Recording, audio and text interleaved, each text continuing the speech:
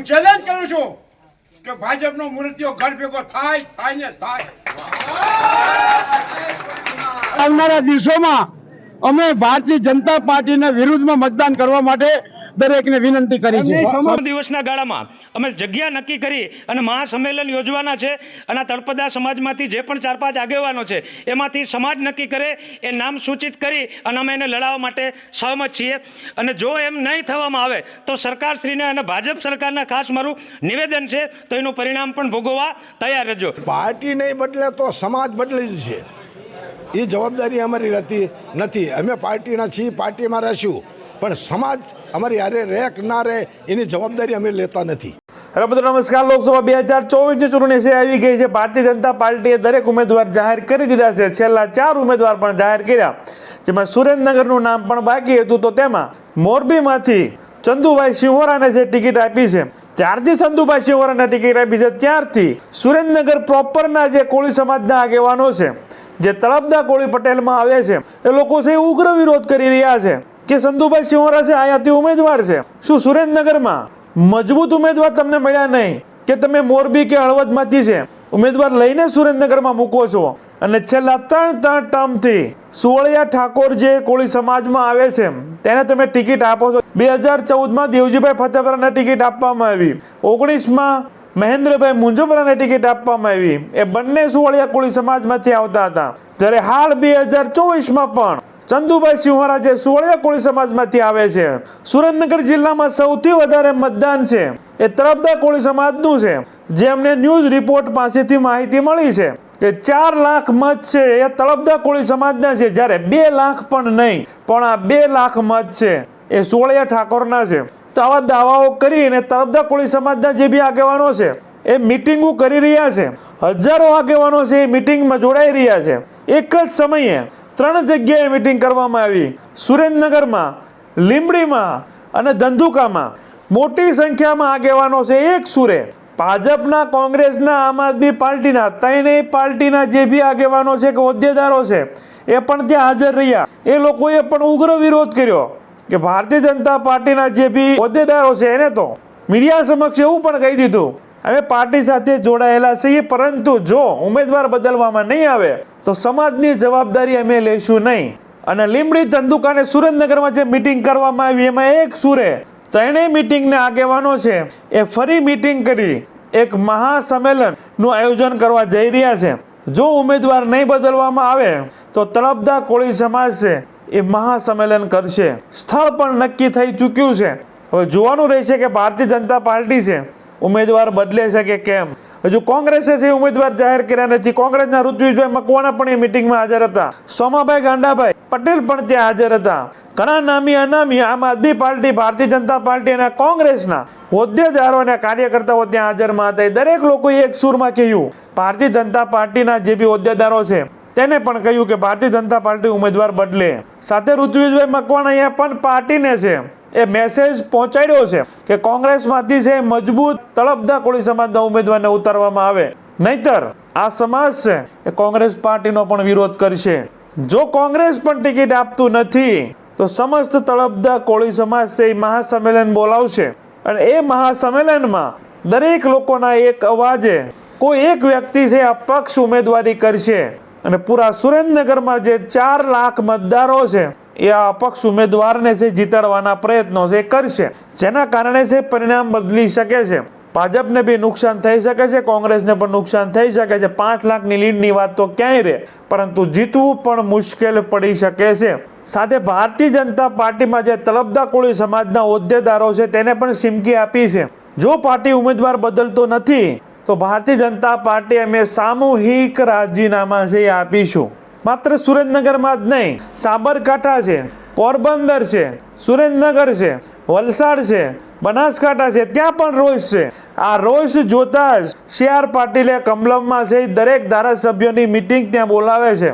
Urgent કમલમમાં છે દરેક ધારાસભ્યોને તેડાવે છે. 156 ધારાસભ્યોમાંથી માત્ર 100 જ ધારાસભ્યો હાજર રહે છે. 33% ઉપર ધારાસભ્યો ગેરહાજર રહે છે. એ પણ શું મેસેજ આપી રહી છે? ભાજપની મુશ્કેલી વધી રહી છે. જોવાનું રહેશે ભારતીય જનતા પાર્ટી કઈ રીતે છે ડેમેજ કંટ્રોલ કરે છે આ દરેક લોકસભા સીટ પર. તો સુરેન્દ્રનગર લોકસભા સીટ પર જે કંઈ રોષ વ્યક્ત કરી રહ્યા છે, જે કંઈ વિવાદ થયો છે, તો એ સુરેન્દ્રનગરના સ્થાનિક તળપદા કોળી સમાજના જે આગેવાન છે તેને બી તમે સાંભળો. મિત્રો અત્યારે વધારે નથી કહેવું, પણ એટલું ચોક્કસ કહીશ, તેથી ચેલેન્જ કરું છું ભાજપને. કોઈ ચેલેન્જ કરી કે ના કરી, હું ચેલેન્જ કરું છું કે ભાજપનો મૂર્તિઓ ઘર ભેગો થાય ને થાય. અને હજી ભાજપનો ટાઈમ છે તો ફેરથી ચેન્જ કરીને આપી દો, ગમે તેને આપો, અમને વાંધો નથી.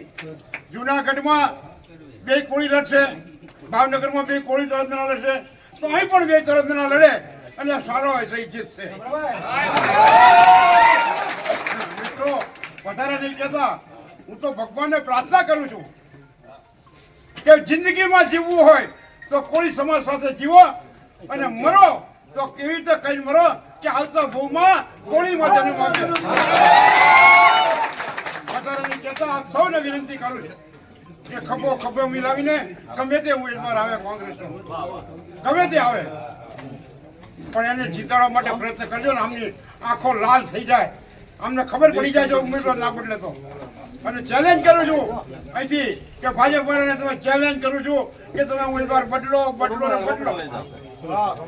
વધારે નહીં કહેતા, ફરી એક વખત આપ સૌએ મને સાંભળ્યો, શાંતિથી સાંભળ્યો, એ બદલ આપ સૌનો આભાર માનું છું.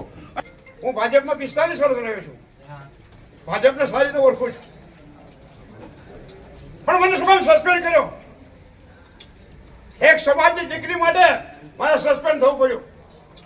જુનાગઢ ગિરનાર ઉપર સમાજની દીકરી ઉપર બળાત્કાર થયો.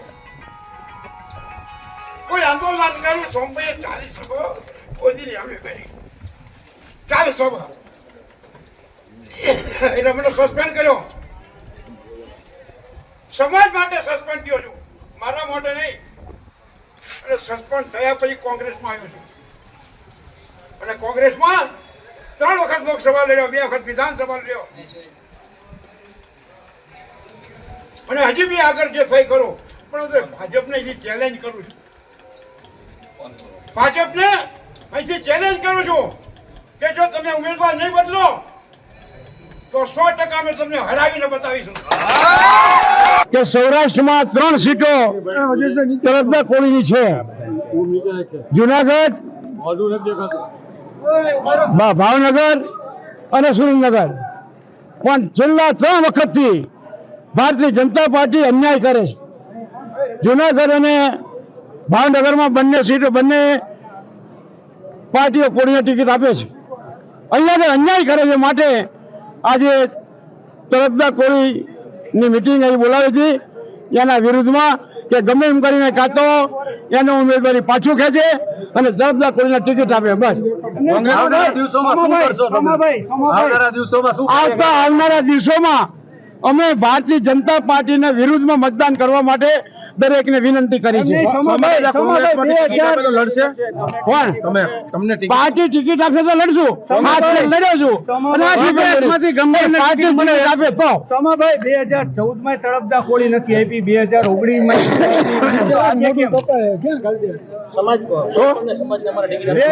માં નથી આપી, 2019 માં નથી આપી. એટલે 3 વખત હું બોલો ને, 3 વખત અન્યાય કરે છે.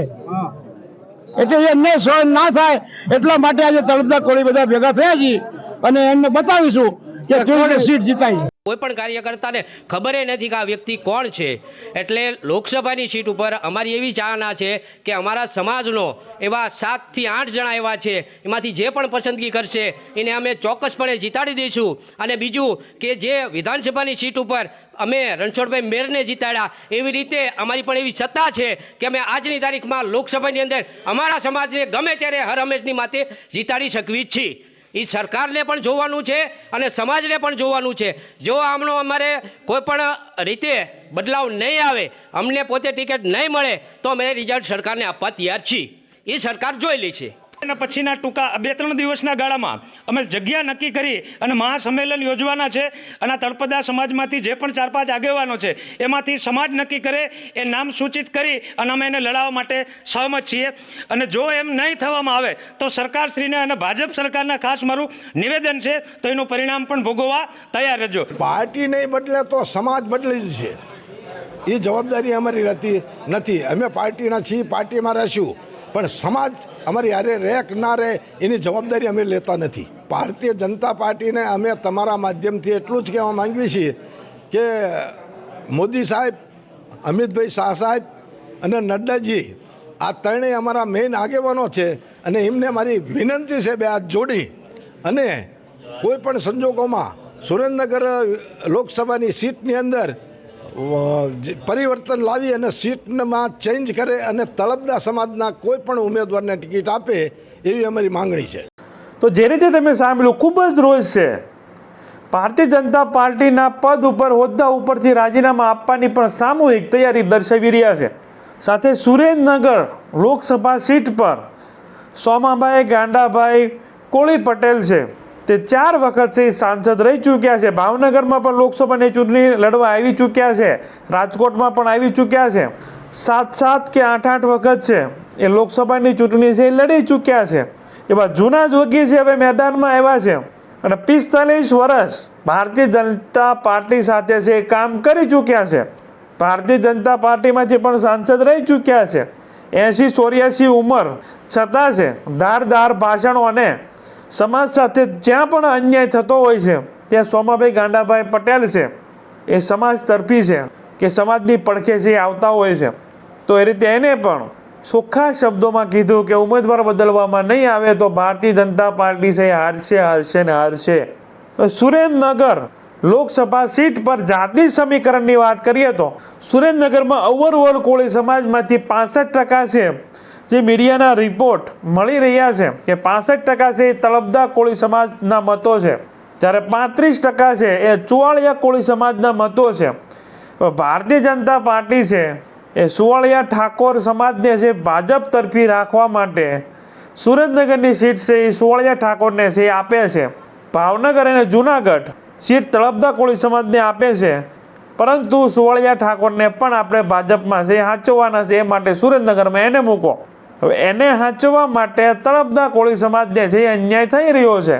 સુરેન્દ્રનગર લોકસભા સીટ પર સુવાળિયા ઠાકોરને તમે ઉમેદવાર બનાવી દો છો, જેથી કરીને જિલ્લા પંચાયત, તાલુકા પંચાયત કે ધારાસભ્યની ચૂંટણીમાં છે સમસ્ત સુવાળિયા ઠાકોર સમાજ છે ભાજપ તરફ રહે એવા પ્રયત્નો પાર્ટી લેવલે હોય છે, પરંતુ એનો વિરોધ છે તળપદા કોળી સમાજ છે એ કરી રહ્યા છે કે છેલ્લા 15 વર્ષથી અમે રાહ જોઈને બેઠા છીએ કે તળપદા કોળી સમાજના ઉમેદવાર સુરેન્દ્રનગરમાં આવે, પરંતુ એને ટિકિટ આપવામાં આવતી નથી. તળપદા કોળી સમાજ સાથે જે અન્યાય થઈ રહ્યો છે. તો સુરેન્દ્રનગર લોકસભા સીટના જાતિગત સમીકરણની વાત કરીએ તો સુરેન્દ્રનગર લોકસભા સીટ પર સૌથી વધારે મત તળપદા કોળી સમાજના એટલે કે 4 લાખ મત છે એ તળપદા કોળી સમાજ પટેલના છે. બીજા નંબરે સુવાળિયા ઠાકોર સમાજ છે, 1,75,000 એટલે કે 1.5 થી 2 લાખ મતો છે. ઓલમોસ્ટ 50% તળપદા કોળી સમાજથી છે અડધા મતો છે સુવાળિયા કોળી સમાજના છે.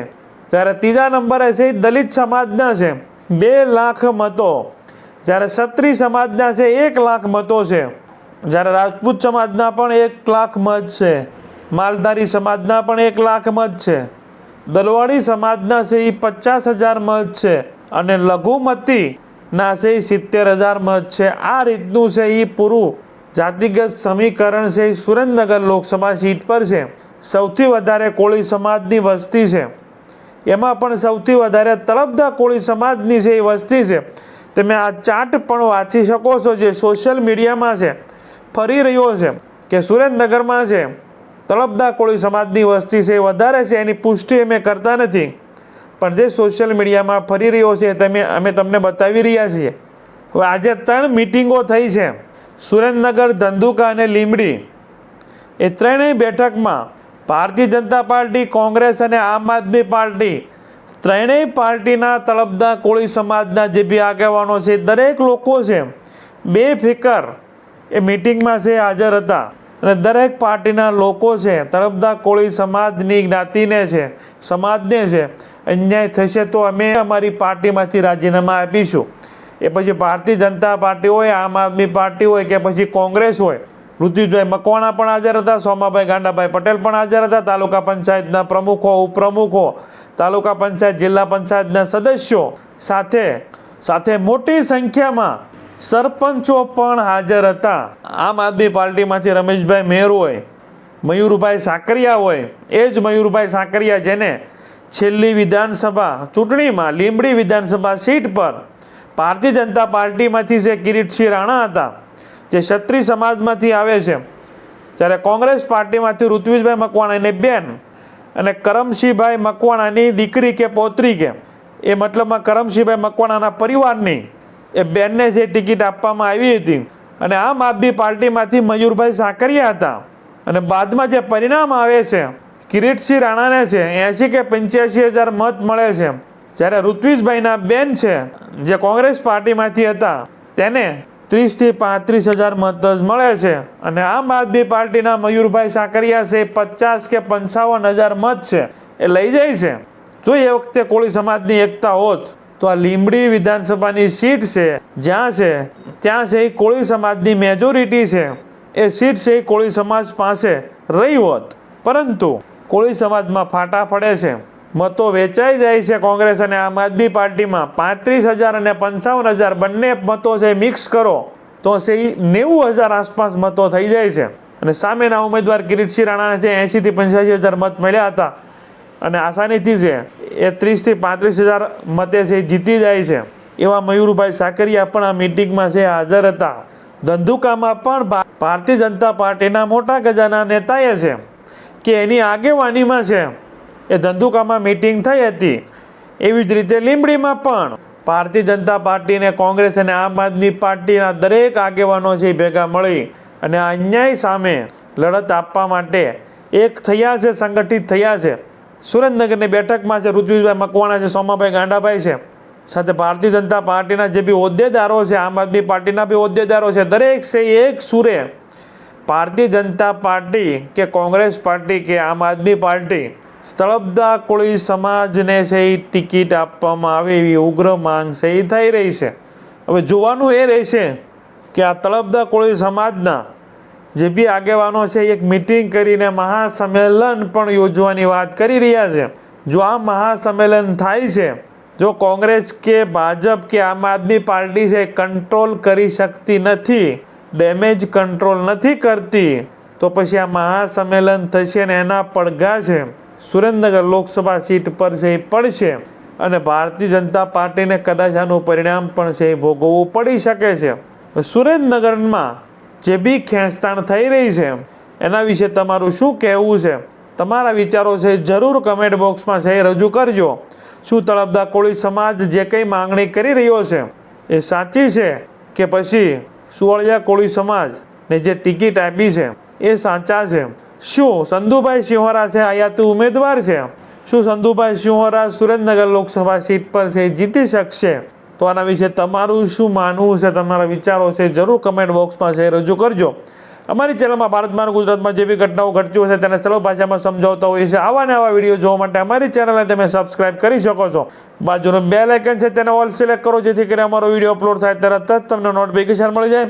Thank you. નેક્સ્ટ વિડીયોમાં મળીએ.